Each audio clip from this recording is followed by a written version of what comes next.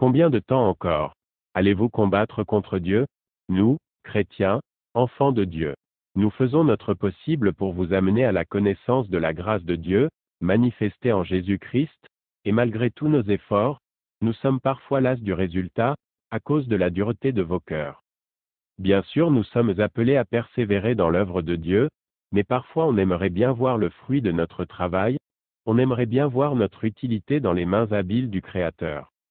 Mais cela ne dépend pas de nous, mais de ceux à qui nous pouvons témoigner, chanter ou prêcher la parole de Dieu, car c'est à vous qu'appartient le choix, et c'est à vous seul de prendre une décision. Mais si certains d'entre vous, durs de cœur, admettent tout de même que les chrétiens ont quelque chose de bon, d'autres tout aussi incrédules, se plaisent à dénigrer, autant les chrétiens que les serviteurs de Dieu. Ils se plaisent à dire des méchancetés, ne voyant que le mauvais côté des choses, comme si les chrétiens devaient être parfaits en toutes choses.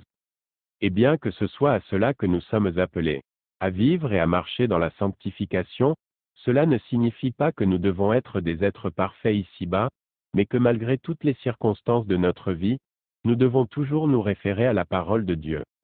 Et cela implique de lui plaire à lui, et non aux hommes. Car l'Écriture elle-même déclare que si nous plaisions aux hommes, nous ne plairions pas à Dieu. Et que dire de ceux qui se plaisent à rapporter, autant de mensonges que de vérité, car si, vérité il y a, bien souvent elle est altérée de mensonges, et ceux qui se plaisent à parler ainsi, c'est parce qu'ils y voient comme un moyen, échappatoire à la grâce de Dieu. Comme une excuse pour dire que tout ce qu'on leur prêche ou leur chante est faux. Car s'ils ne sont pas capables de vivre réellement ce qu'ils prêchent, les chrétiens, alors cela est certainement faux, voilà le raisonnement d'un incrédule, le raisonnement d'une personne qui se refuse à l'évidence, par ignorance. Bien qu'ils se doutent de la vérité, et de l'existence de Dieu, ils se plaisent à lui résister, à cause des plaisirs de la vie, et des joies du monde. Alors j'aimerais vous dire que le monde passe et sa convoitise aussi, et que toutes les souffrances qu'un chrétien, une chrétienne, affronte pour se conformer à la volonté de Dieu, ne sauraient être comparées à la gloire qu'il nous est réservée. Et qu'importe le mépris et l'incompréhension de ceux qui n'appartiennent pas à Dieu, l'important c'est de rester attaché aux promesses de Dieu, et à la promesse de la vie éternelle dans le paradis, où il n'y aura plus aucune souffrance, physique et intérieure, plus aucune larme, et plus aucune amertume. Car Dieu lui-même effacera toute larme de nos yeux. Et même le souvenir de toutes ces personnes, pour lesquelles nous compatissons aujourd'hui, voulant qu'ils parviennent à la connaissance de la grâce de Dieu.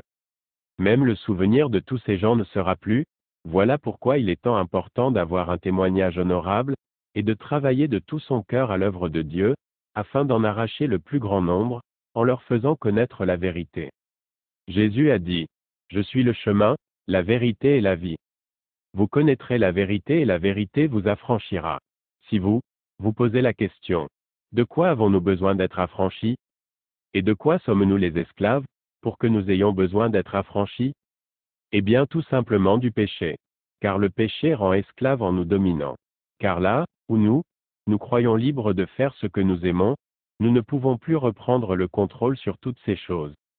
Comme la difficulté pour ceux qui veulent arrêter de boire ou de fumer. Les problèmes que peuvent générer la méchanceté d'un cœur, même s'il veut vivre en paix, sa méchanceté le pousse à faire du tort aux autres. Il n'y a pas que des choses interdites par Dieu, et qui nous paraissent bonnes. Il y a surtout des choses qui paraissent bonnes, et qui sont mauvaises. Est-il interdit de danser? La danse étant l'expression du corps qui exprime la joie. Nous avons dans la Bible ce passage où le roi David s'est mis à danser devant l'arche de l'Éternel, exprimant toute sa joie. Et nous avons nos frères et sœurs principalement des communautés africaines, qui expriment ainsi leur joie d'appartenir à Christ. Mais danser dans certains lieux, où l'on s'enivre, où d'autres prennent des substances délirantes, et où d'autres cherchent à faire le mal à travers l'adultère et la débauche, et parfois même par la bagarre. Alors, oui cela est interdit. Combien de familles détruites par la haine et la méchanceté, ou par l'adultère, ou la jalousie? Combien de femmes, et d'enfants maltraités par la méchanceté? Combien de personnes subissent la soumission, et même l'esclavagisme encore aujourd'hui, par égoïsme? On pourrait bien en ajouter, et en détailler des choses qui sont mauvaises, mais toutes ces choses, tous ces actes sont dus au péché et à ses conséquences. Car l'homme, la femme sont esclaves du péché. Mais Jésus-Christ est le moyen d'être libérés de l'esclavage du péché. Car nous n'avons pas seulement à lutter contre nous-mêmes contre le péché. Mais nous avons à lutter contre les esprits méchants et contre toute la puissance de l'ennemi de nos âmes. Le plus grand combat que nous ayons à livrer, c'est de nous combattre nous-mêmes, pour faire plier notre volonté à celle de Dieu. Et ce qui est impossible aux hommes est possible à Dieu.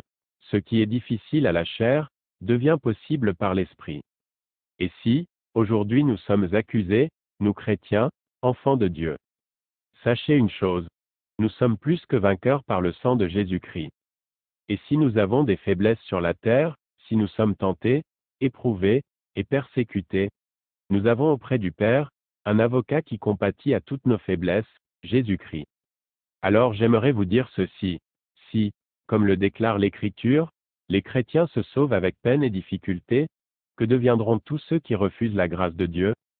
Grâce offerte gratuitement, car le salut de nos âmes a déjà été accompli, à la croix du Calvaire, là où le sang a coulé pour nous purifier de tout péché.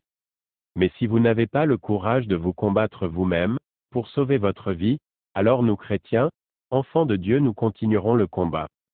Combattons pour nous, et pour vous, afin de vous amener au salut. Par nos prières, et par nos témoignages, et surtout, par la parole de Dieu. Soyez bénis de l'Éternel. Approchez-vous de Dieu, et il s'approchera de vous.